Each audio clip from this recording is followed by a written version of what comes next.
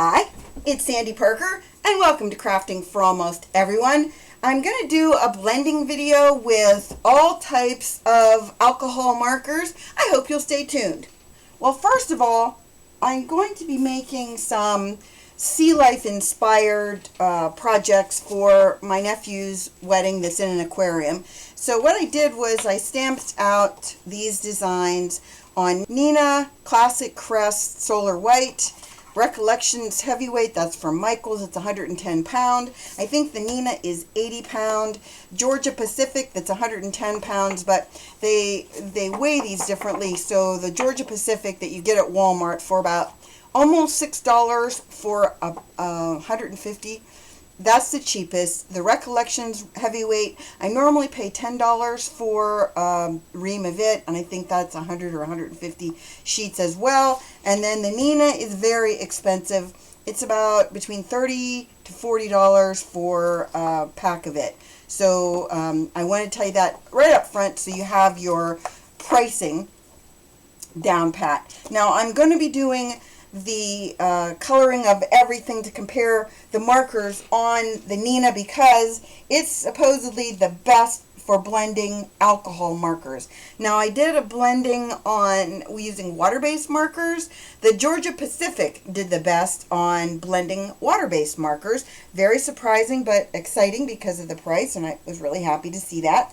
So that's why I have so many kinds of paper, because I use the Recollections for my bases, to hold my cards, and then I use these as layering weight. So I put, I fold the Recollections and then I put these types on top. Hopefully that was clear. Now, some of these markers, I only have a very few of them. As in the Studio 71s, I only have reds. Now, reds and purples are the hardest to blend, and these are not even close in colors, but it starts out with R6, jumps to R16, and then R18. So those are what we're going to start with, and those are the Studio 71s. I do have a few Copics, but none that are in the same color family, so we're not going to be able to go with those at all. I'm starting with my lightest color, and I like to color my entire image with my lightest color.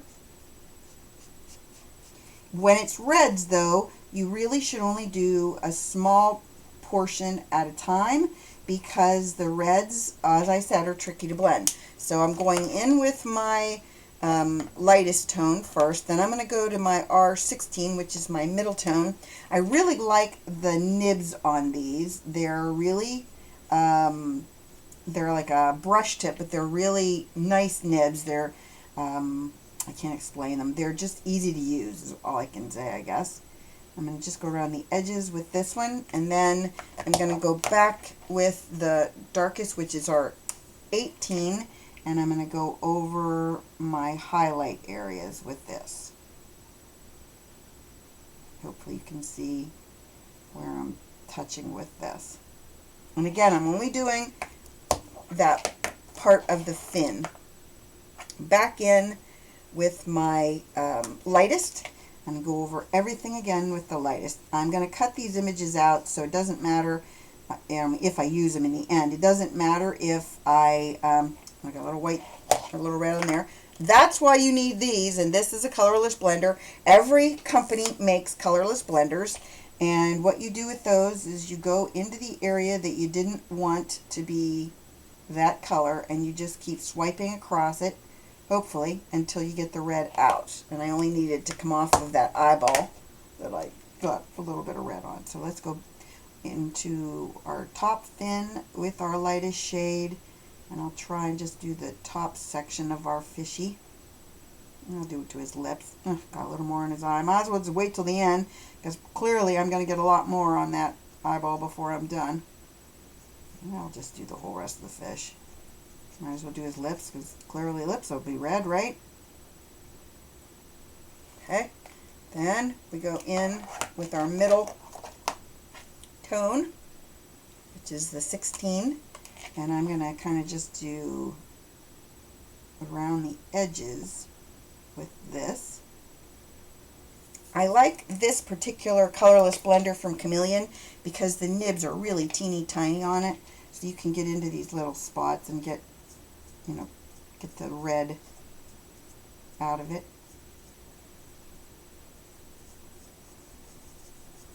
Now, if you also wanted to lighten up an area, let's say I wanted to lighten between his eyes a little bit so it makes him look more dimensional, you can do that by just doing this, and then we can go back over that with the lightest color, and it won't be as dark then,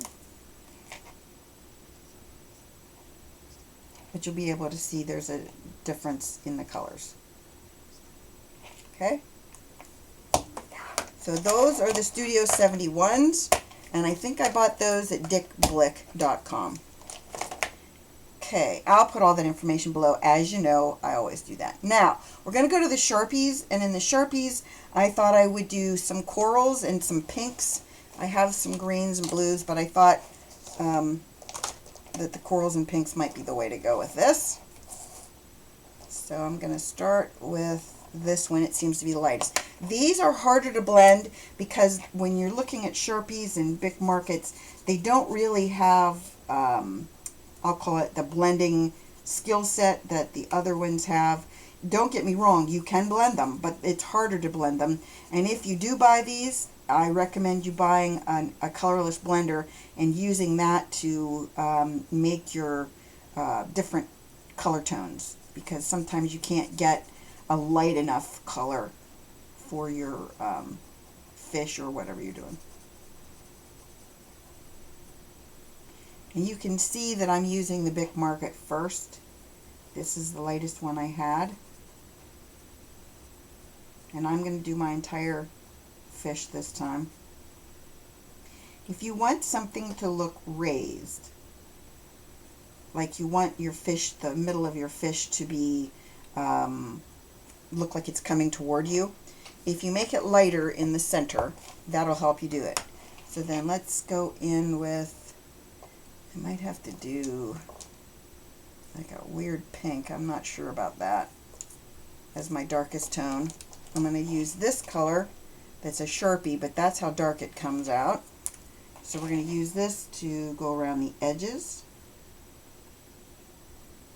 Then I'm going to use this pink. Now this might be a mistake, but we're going to go with it anyway. I'm going to put a dot of it beside it to see how far off it is. It's not horribly bad. So then I'm going to go over the lines with this one. Then we're going to go over all of it with this one, which is our lightest.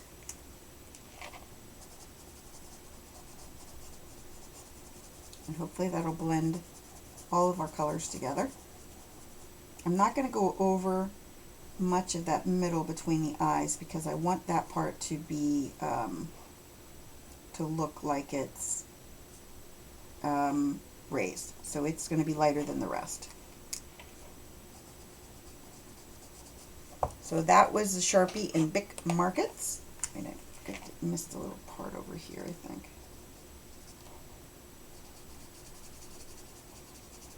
Okay. Then we're going to do our Touch 5s, and I have a lot of Touch 5s. Where I put them, I don't know. And I have blues. What else did I get out in Touch 5s? I guess I got out blues. My first color I'm going to use in this is 185. It's called Pale Blue Light. And it's not super pale, but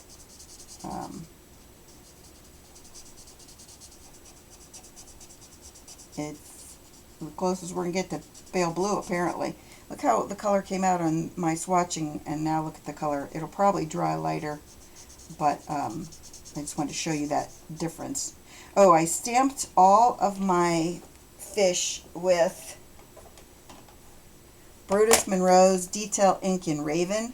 I like it. It's very dark. You don't have to worry about it smearing because it's a permanent ink, and that's a great thing, because if you've ever done a project and you didn't realize you were using dye-based ink and using alcohol markers, those will smear.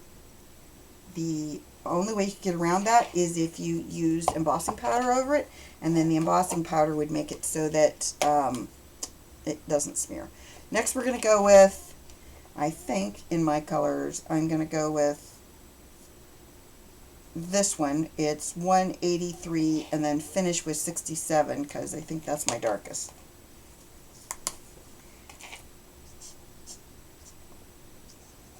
Okay, then our darkest one is this one. It's 67. At least I think it's the darkest. Yep, it's the darkest.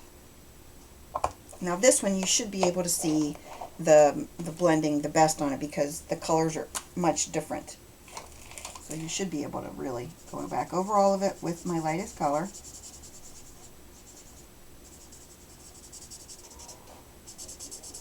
Blending over all of them again. I'm trying to get those eyes to blend with everybody else. Okay, as I said, if you want, you can make the center part here a little bit lighter so you can see the difference in color, or so it makes it look like he's more rounded. That's the word for it. Clean up his eyes a little bit. Then we're going to use the Arteza. And in the Arteza, these are my newest ones, and thanks to the people at Arteza. They sent me the set of 120 or 100, I'm not sure, let me look. 120, and they come in this really nice case. And they only give me, as you know, they only give me the products, and they do not pay me for anything that any of you might buy, but they do give me a 10% discount for all of you to use, and that makes me really happy because then all of you can benefit from me getting these, and I love that. So let's color him in some turquoisey colors. One of my viewers asked me if I would make this video so she could see for herself how these compare. The problem I had in doing this comparison is that I don't have the same color families for all of these markers. So it makes it basically so that I can't compare apples to apples for you, and that's unfortunate because it would be nice if you'd be able to see like all the different markers in exactly the same color families, but sadly I don't have all those. Trust me, if I could, I'd have a million markers because you know I love anything that's a coloring type product. So anyway, that's the story with them. I would really have liked to have colored everything in the same color family, but I could not do that. And if I didn't tell you the number on this one, it is A268. All of theirs start with an A for Arteza, which is smart. The middle tone is going to be 2557, which they call turquoise. And this is the one we're going to use to go around the edges. There is a big color change between these two. I'm sure you can see that. And I'll try to make sure that this is, that you're seeing the video close enough so you can see if they bleed at all, or you'll be able to tell that from the way it looks, because I'm coloring right up to the edge on all of these, and if they were going to bleed, they should bleed outside the black lines, because I didn't do anything to stop that from happening. I didn't put in, you could do that by using embossing powder, and then the embossing powder would stop it from coming out of the fish. I hope that made sense. My last color I'm using is A265. It's teal. So this is another big color shift. It should be anyway, because it goes more into the blue greens. And I wanted to use some of these different colors so that I would be able to see on the ones I'm making for my my nephew's wedding. Going back over everything with my lightest color. These are all dual nibs, which means they have the big tip and the small tip. there is that one. And next we're going to do Spectrum Noir, and I'm going to be using, in this family, I don't know if I'm going to do the BT 1, 2, and 3 because they're very, very similar and light, and it's almost not fair to use 3 colors that are so close together, so I might throw in this IB2. And again, I'm using BT1. I had 2 of these because when I got mine, I bought them as they were changing designs of the markers, and I'll show you the difference between the old design and the new design. And when I bought them, the markers I bought were really dry, and I contacted the company and they replaced some of them, and they told me that my problem was I bought the old design and they were old markers. Well, I bought them at AC Moore and Joann's, and you wouldn't have thought that Joann's and AC Moore would be selling really super old product, but I think, if I had to tell you, I think this is the new design and this tubular one is the old design. So I'm using some of the older ones to do this with, and I'm hoping they're not completely dried out. These ones, when you have this line that tells you it's the smaller nib, a lot of markers show you the photo of the nibs close to them. And see how close in color these are? They're very similar in color. So it's not as fair of a comparison as the other ones are because the colors are really similar. But we're going to do it anyway. We're going to see how it comes out. Okay, that was BT2. And then this is BT3. If it doesn't look like there's much of a difference in color, I might, yeah, there's not very much of a difference. I'm going to go to this really dark shade. It's a big jump in color, and it might be a horrible mistake, but we're going to do it anyway. And this is IB2.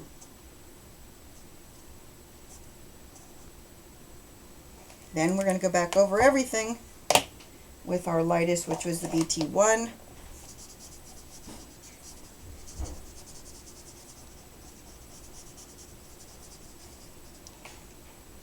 I'm not sure why this smears the ink, but of all the ones I've had, this is the only brand that smeared that black ink. That's frustrating. Okay, so here are comparisons. I'm not sure what you're looking for in a marker, but those are the 5 that I own. The Studio 71, as I said, in red, is the trickiest one to blend. The Sharpie and Bic markets, it was hard to find 3 colors that were similar enough in their families to be able to do true blending. The Touch 5s, that's with a variety of blues. The Spectrum Noirs, as I said, the only ones that blurred the black ink, and then the Artezas. It's up to you what you think you like, but what I'm going to do is I'm going to stop the video, and then I'm going to color all of my things I want for the wedding and show you what I'm going to do with those, and then I'll come back. Okay, so I finished all my cards, and I thought you'd want to compare them, and I used Arteza markers on all of these so you'd be able to see how they blend on different cardstocks. This is the Georgia Pacific, and I think it blended pretty well, like all the different colors. I wrote down the numbers. That's 8276, 8274, 8270 in the blues, and then in the turquoises it's 268, 2557, and 265, and then in there's a yellow and like green tones in this one, and it's 941, 9431, and 936. I changed from my original colors. These are the ones I used in the end. And what I thought I would do is put these 3 together so you can see them. This is Neenah. This is the Recollections Heavyweight, and that is Georgia Pacific on the bottom. So if you can see the way the 3 did, I ended up putting more of this 941 on this one. I didn't mean to do that, but I ended up with more of a greener look on him. And then on the Neenah, now Neenah is supposed to be the best for blending, but I don't know if you can see that. The blend on this one is the worst of the 3, I thought. Maybe you think differently, but that's how I see it.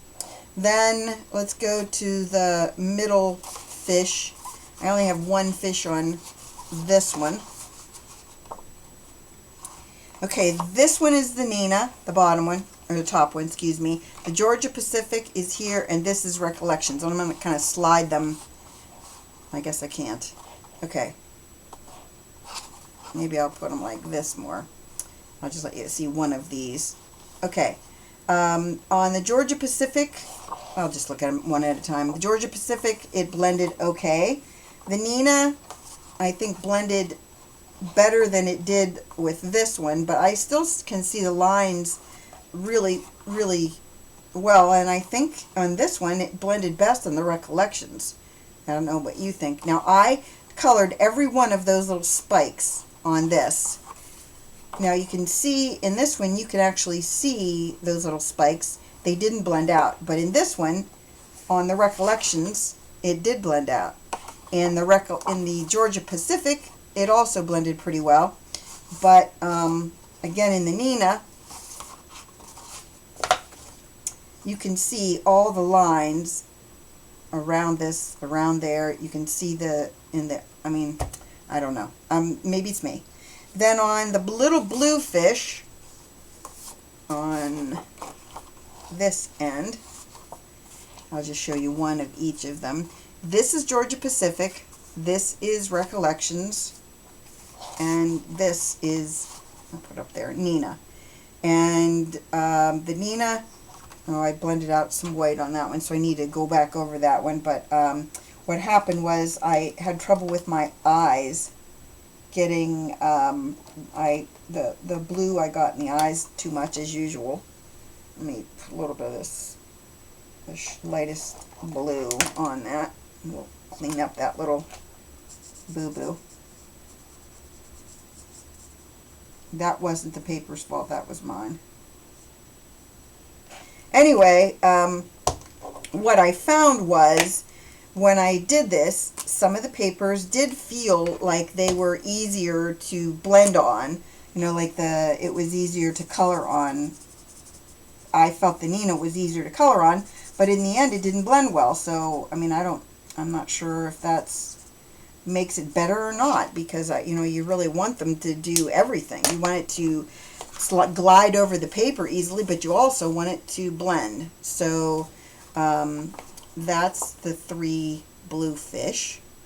And in the end, I don't know, you can be the judge. I'm going to lay one down at a time so you can look at. This is the Neenah. Then this is the Recollections. Oh, let me tell you about this.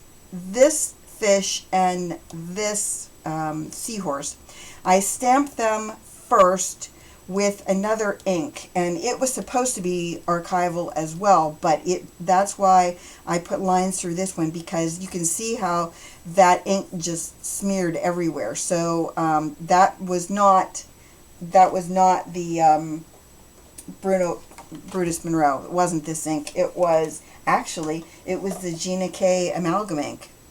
Surprised by that, but anyway, that's what happened with this one and why it looks a little bit more, blacky, smeary. And then this is with the Brutus Monroe ink. And did I show you Georgia Pacific, or did I show you the Neenah? I think I showed you the Neenah first. And then this is the Georgia Pacific. All in all, I think all of the papers did well with the, with the blending. If I was gonna pick one for the seahorse, I would definitely say it's the Georgia Pacific that looked the best for the seahorse. If I was going to pick one for the blowfish, hold on, let's see if I get all 3 blowfish in the same screen. If I was going to pick blowfish, I would say the Recollections and the Georgia Pacific did about equally. I still am not crazy about the Neenah. And then for the bluefish,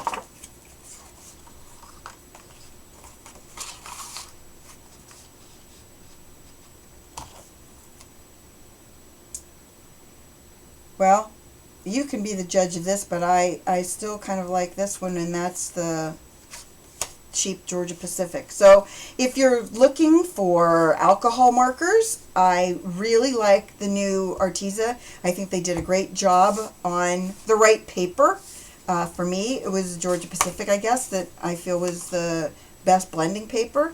And I hope that you enjoyed this, that you give it a thumbs up and subscribe. Please tell your friends about me on social media because you know I love that. And thanks so much for watching. Bye-bye.